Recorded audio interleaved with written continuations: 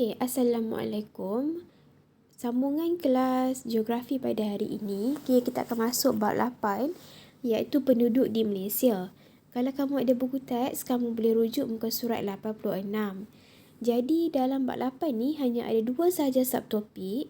Yang pertama ialah taburan penduduk dan yang kedua ialah faktor yang mempengaruhi taburan penduduk. Jadi untuk kelas pada hari ini, kita akan tengok taburan penduduk di Malaysia. Jadi kita tengok dulu maksud taburan penduduk. Taburan penduduk ni dia merujuk kepada jumlah penduduk di sesuatu kawasan. Jadi mengikut Jabatan Perangkaan Malaysia, dia anggarkan jumlah penduduk Malaysia pada tahun 2016 ialah seramai 31.7 juta orang. Itu pada tahun 2016. Jadi taburan penduduk ni ada 3 jenis taburan penduduk. Yang pertama ialah kawasan berpenduduk padat, yang kedua kawasan berpenduduk sederhana dan yang ketiga ialah kawasan berpenduduk jarang.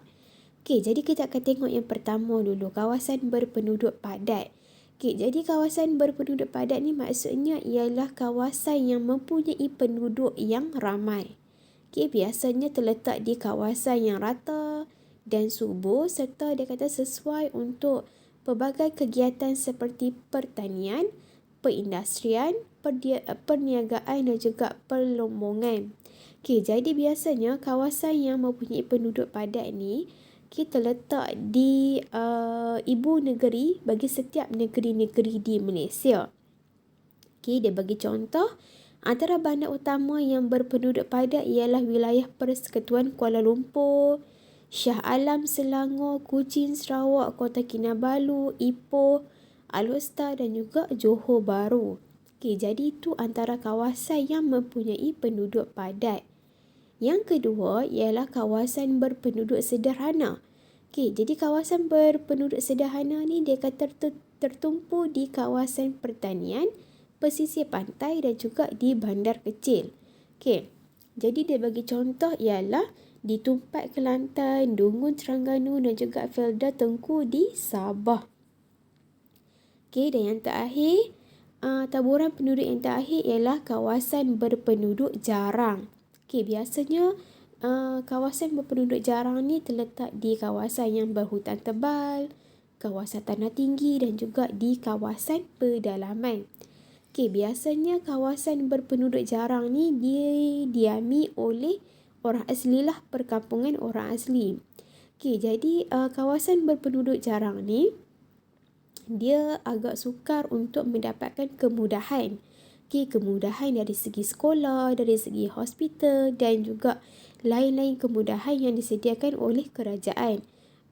Jadi dia bagi contoh antara kawasan berpenduduk jarang ialah Tasik Banding Perak, Kuala Tahan Pahang dan juga di Kapit Sarawak. Jadi tu antara 3 jenis taburan penduduk di Malaysia. Jadi muka surat 88 dan juga 89 tu ada peta Malaysia.